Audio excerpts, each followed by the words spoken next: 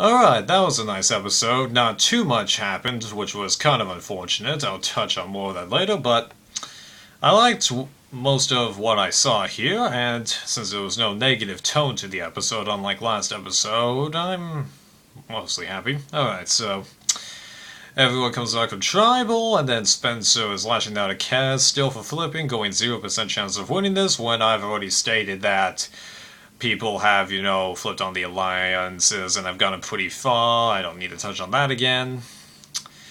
And then suddenly, the next day, or whatever day that they're showing on the edit, they skip days so often. It's just ridiculous why they keep doing 39 days. You could easily knock it down to like 28 days, Morgan suddenly goes out on Kaz for much the same reasons as Spencer did, except she obviously makes it a lot more personal, in her accusations of Kaz to her face and in her confessionals, and I mean, like, she does have reason to be annoyed. I mean, like, for crying out loud, how Spencer had perfect reason to be annoyed with Kaz earlier this season. People got annoyed at Lisa for doing all of her flipping in Philippines. Savai got annoyed when Cochran flipped, although they had done more than enough to piss him off, actually. And I thought there was one more. Oh yeah, Candace got pissed off on Jonathan for voting out Nate rather than sticking with them, even though Nate or Jonathan would have gone anyway because they were voting for you, who had the idol. And I've always kind of wished, he had actually stuck with the railroad members, because that would have made it a lot more interesting, but whatever, we're not here to talk about Cook Islands. But yeah, she does have a reason for it, but a few of the things she says, well, what can I say? I get kind of annoyed when people say this really about anybody on the show, but it's to be expected with these reality shows. People get pissed off because of the high-pressure situation, the greed factor involved, and it's been discussed before. Trust me.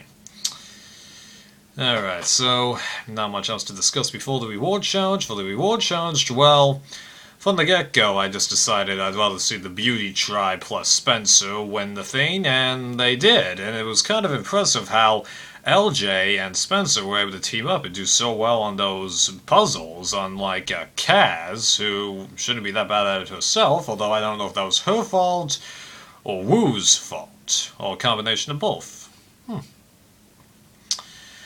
Then as for that controversy about the clue being at the reward challenge, well, I don't know, they do variances with the clues so often, you kind of just have to go with it.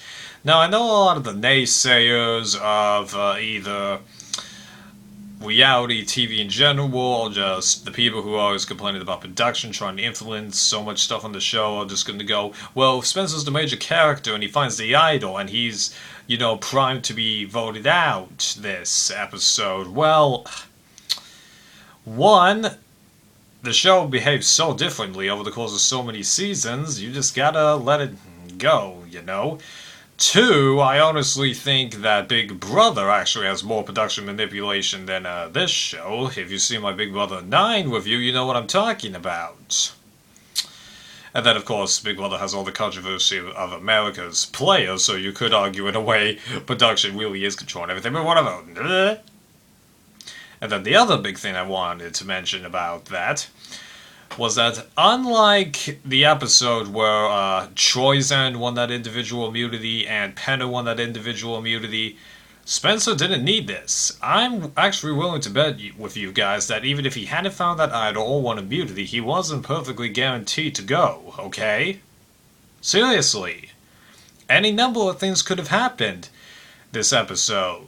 It just so happened that Spencer got 2 safety nets, even though he only needed 1. Trust me, this was not like that. And then, after everyone comes back, everyone gradually starts running around trying to find the super idol, even though actually the only idol that's found is a normal idol, which is really surprising because I would have figured that because the super idol's in play, you wouldn't keep the other type of idol around after they've all been played, but alright, so apparently they're going to do one normal idol and the super idol. And then Wu swiping the clue from Spencer's pants. Well, that's what you get, Spencer, for leaving it in an easily found place. Seriously. Bury the clue or stick it up your rear end. Come on. It's common logic, okay? And I mean, like, people go like, well, that's gross. Oh, really? How do you think they themselves feel? What's gonna get something else grossed up? You know what I'm talking about. I don't even want to discuss it. Ugh. But yeah, that was one crazy situation. Everyone wanting to rant, and I love how they threw up that hash tag. I think that's the proper term for a ninja stealth mode. Yeah! And it was nice to see Wu get some more camera time because I was thinking that he needed a little bit of purpose for this season, and he's gradually getting that. He'll get even more next episode. Thank you, because this episode is helping me ease my concerns about Wu, and then it eased my complaints about Morgan, obviously. So that's most of the confusing people right there. That immunity challenge, I wasn't picky who won. When Spencer won, I was just like, yeah, whatever, you probably weren't going to go anyway, especially since you have that idol. That's Cap. This is where I kind of got a little bit annoyed with both sides of the situation. Now, obviously, Spencer going over to Kaz, well, he had a genuine conversation with her earlier, even though he did have an ulterior motive that was actually the main motive in that situation. But, yeah, in this situation, Kaz actually did prove to still be valuable the very next time.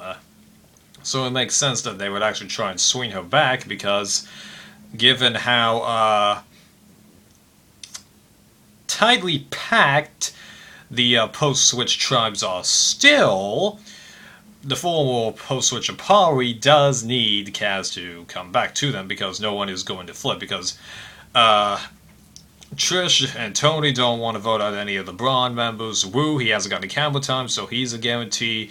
Jeffrey won't betray LJ, and LJ has too much invested in them as of right now. So they needed to do that. They're talking about going out to Tony. Well, it does make sense, especially after that crazy move he did last Tribal, and I'm surprised Kaz actually didn't consider that, really, based on what they did show. Then as for Solana plus Kaz-ish, they originally talk about going for Tasha, which does make a lot of sense, because she's the person that is the most well-grounded and is one of only a couple of people not to get any votes this season, because Wu doesn't have a vote, Trish doesn't have a vote, Tasha doesn't have a vote, Kaz doesn't have votes yet. I think that's it. So, yeah, but then they surprisingly decide to go for Morgan. But why are you guys so sure that the other side has an idol, you know? I mean, like, in this situation, it does make sense that the lowest person on the totem pole on that alliance would not get the idol, but I don't know. And they were right. Morgan was basically in the same situation. Unfortunately, Chelsea was, except Morgan deserves this bit a lot more than Chelsea did. Well, if she made the final three, Morgan, I mean, she wouldn't really get any votes or have a shot based on how she's been behaving so far. Even though in her exit interview she stated that she isn't completely like that, and just dynamics of the season made her that way, and I believe her, because it seemed like she formed somewhat of a good bond with at least everyone on Apari, and I'd be willing to bet that some of the Solana members will themselves admit that they did it to her, so not perfect, but not too much to blame. Sorry that I keep jumping to other topics, I just feel like they're relevant. But the big question that I have for the Solana Alliance is, why aren't you guys considering voting out Kaz? Come on, you know, it's the same situation that Owatepi was in Redemption Island. Get rid of the swing vote and just get rid of the other people, you know, and like, I'm somebody that doesn't want it to be a Pagani on either side. I want both alliances to break apart and have a new one form, but You know, it just would have made a lot more sense to get rid of Kaz than it would have been to get rid of Morgan or Tasha. Come on, am I the only person that thought of this? I'm surprised Rob Sesternino didn't think of this. Ugh, yeah. So going into Tribal, I was really hoping a crazy move would happen and that Kaz would flip back to Apari and possibly, yike, blindside Tony. That's my aunt coming home. But, unfortunately it didn't happen and Morgan got booted. Now, I'm not completely annoyed by that because Morgan did have a purpose throughout this game, being highlighted in certain situations dealing with her former beauty tribe members, and anybody could have confronted Kaz the way she did, so she ends up going and we lose one of the lesser highlighted people, which normally I'm fine with. You know, she got a good ways in. I feel like this is an appropriate place for her to go, and whatever.